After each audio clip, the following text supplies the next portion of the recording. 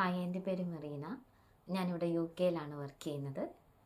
ശരിക്കും പറഞ്ഞാൽ ഒരു വീഡിയോ എടുക്കുക അല്ലെങ്കിൽ ഒരു ലൈവ് വരിക എന്നൊക്കെ പറഞ്ഞു കഴിഞ്ഞാൽ അത് വളരെ ക്വൈറ്റ് ചാലഞ്ചിങ് ആയിട്ടുള്ളൊരു കാര്യമാണ്. ദിസ് എൻ്റെ ഫസ്റ്റ് ടൈം വീഡിയോ ആണ്. ആക്ച്വലി എനിക്ക് അങ്ങനെ വീഡിയോ ലൈവ്സ് ഒന്നും ചെയ്ത് എക്സ്പീരിയൻസ് ഒന്നും ഇല്ല. ഫസ്റ്റ് ടൈം വരുന്നത് കൊണ്ട് തന്നെ ഭയങ്കര ഒരു ടെൻഷനാണ്. എന്ത് പറയും, എങ്ങനെ ചെയ്യും എന്നൊക്കെ, എങ്ങനെ ആക്സെപ്റ്റ് ചെയ്യും എന്നൊക്കെ. So that is all based on our mindset that I would say.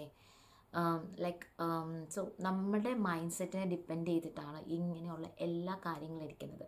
കാരണം നമ്മൾ എന്തുകൊണ്ടാണ് ഓരോ കാര്യത്തിനും വിട്ട് അല്ലെങ്കിൽ മാറി നിൽക്കുന്നതിൻ്റെ മെയിൻ ഒരു കാര്യം എന്ന് പറഞ്ഞു കഴിഞ്ഞാൽ ഇറ്റ്സ് ജസ്റ്റ് എ ഫിയർ. നമ്മുടെ പേടി കൊണ്ടാണ്. നമ്മുടെ പേടി, മറ്റുള്ളവർ എന്ത് വിചാരിക്കും, ഇത് കണ്ടു കഴിഞ്ഞാൽ മറ്റുള്ളവർ അവർക്ക് എന്ത് തോന്നും നമ്മളെക്കുറിച്ച്, അവരുടെ തോന്നലാണ് നമ്മളെ ബാക്കിലോട്ട് നിർത്തുന്നത്. ശരിക്കും പറഞ്ഞു കഴിഞ്ഞാൽ ശരിക്കും അങ്ങനെ ചെയ്യേണ്ട ഒരു ആവശ്യമില്ല.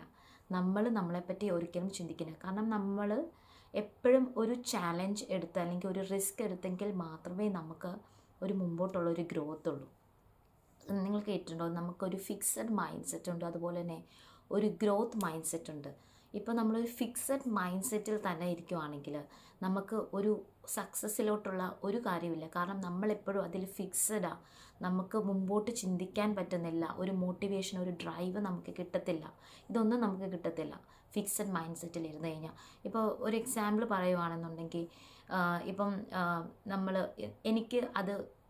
എനിക്ക് മാത്സ് എനിക്ക് വളരെ വീക്കാണ്, അതുകൊണ്ട് എനിക്കത് ചെയ്യാൻ പറ്റത്തില്ല, അല്ലെങ്കിൽ ഇന്ന ഒരു കാര്യം ചെയ്യാൻ പറ്റത്തില്ല, അതുകൊണ്ട് ഞാൻ ട്രൈ ചെയ്യുന്നേ ഇല്ല. അതിനെയാണ് നമ്മൾ ഫിക്സഡ് മൈൻഡ് സെറ്റ് എന്ന് പറയുന്നത്.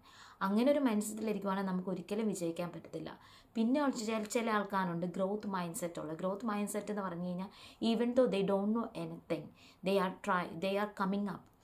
അവർ ട്രൈ ചെയ്ത് മുമ്പോട്ട് പോയി അവർ എങ്ങനെ സക്സസ് നേടാം എന്നുള്ള കാര്യങ്ങളൊക്കെ അവർ ട്രൈ ചെയ്യും.